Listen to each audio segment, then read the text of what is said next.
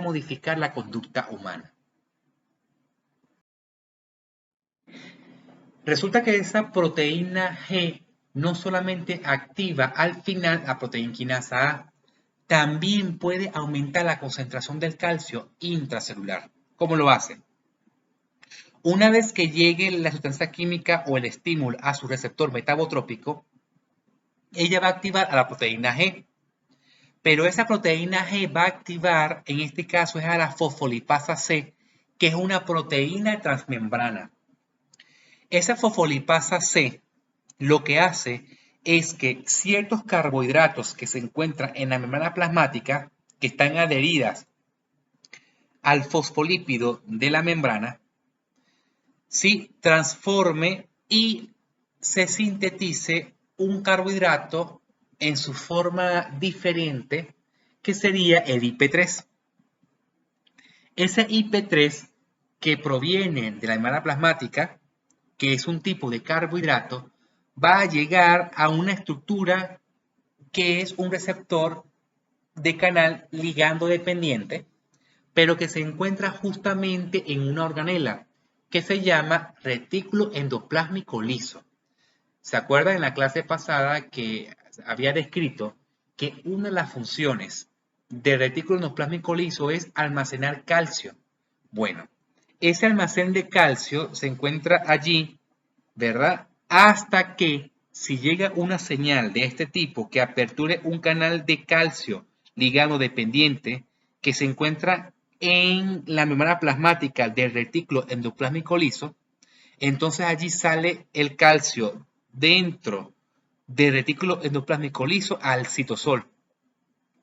Y una vez que el calcio aumente su concentración en el citosol, ella va a actuar de dos maneras. O este calcio se une a la proteína quinasa C, que es una proteína que se encuentra dentro del líquido intracelular y lo que hace es fosforilar ciertas proteínas para que se activen, cumple la misma función de la proteína quinasa A. Pero sería proteína quinasa C, ¿por qué C? Porque depende del calcio.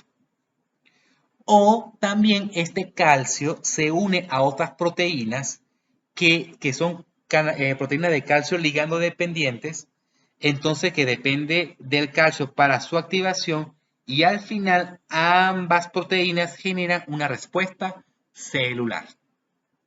Imagínense que dependiendo de la concentración de calcio intracelular pueda aumentar la sinapsis entre una neurona y otra y pueda afianzar la comunicación o el envío de información entre un circuito neuronal para modificar la conducta humana, o que también puede ser de que el aumento excesivo de calcio pueda que esa célula se destruya o se muera.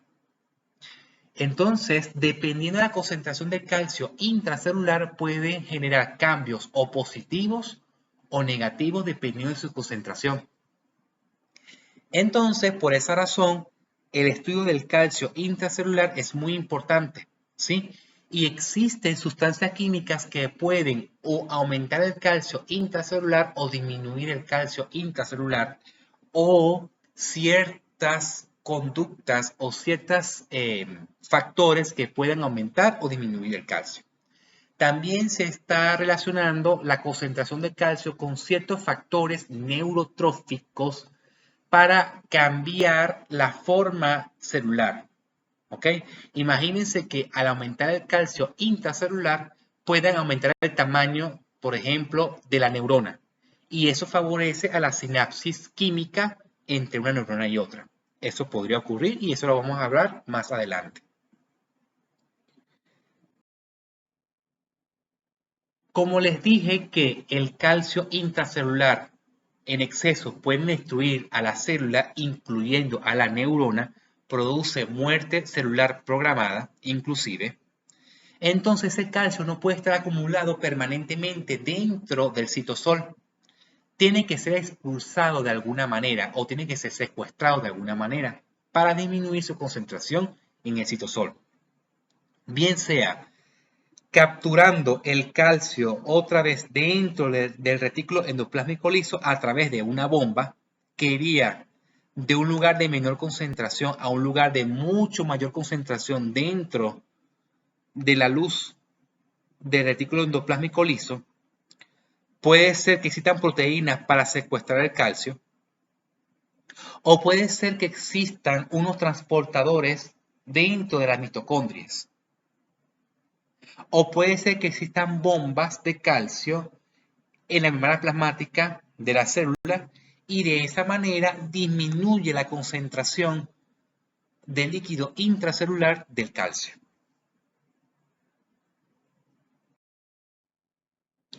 Entonces, existen proteínas transmembrana que funcionan para mediar la señal dentro de la célula y específicamente dentro de la neurona.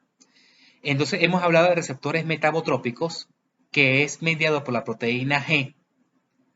Existen receptores tipo canal, por ejemplo, si aquí aparece el estímulo que es señal eléctrica, entonces estamos hablando de un canal voltaje dependiente.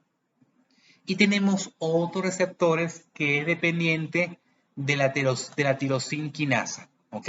Lo que hace es fosforilar ciertas proteínas que tengan tirosina, que es un aminoácido, y que generen cambios de su conformación y cambien su actividad.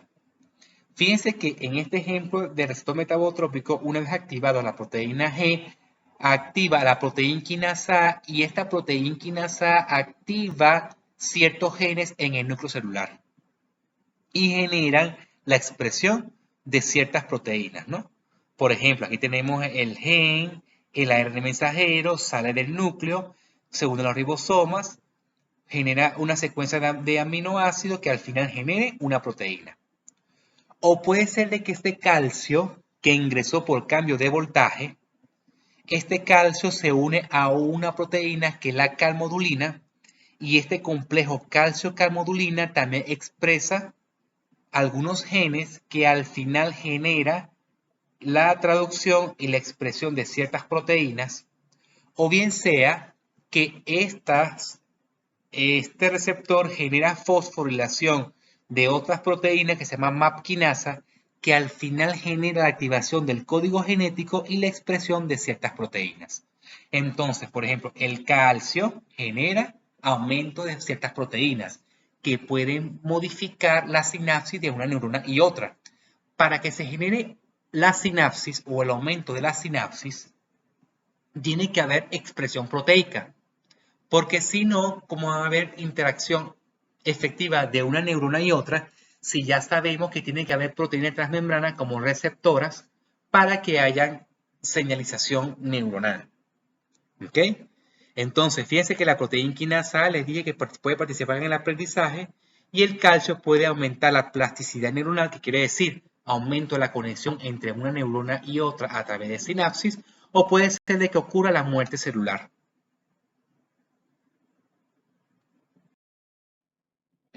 En esta diapositiva están representadas las proteínas transmembranas que representan a los receptores metabotrópicos.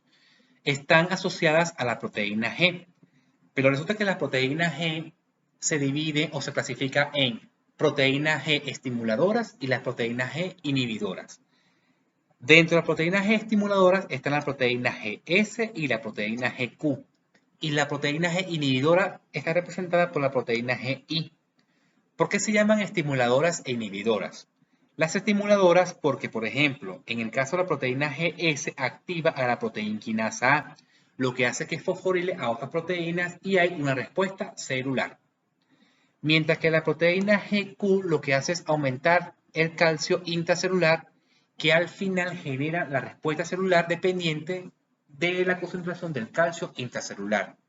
Pero la proteína GI, que es inhibidora, me va a inhibir la actividad de la proteína quinasa A, por ende no me va a fosforilar a las otras proteínas y me va a inhibir la respuesta celular. Si se dan cuenta aquí, estos receptores tienen unos nombres. Por ejemplo, este receptor se llama receptor beta adrenérgico, que va a depender del neurotransmisor norepinefrina. Eso quiere decir de que este receptor beta adrenérgico, para su activación depende del neurotransmisor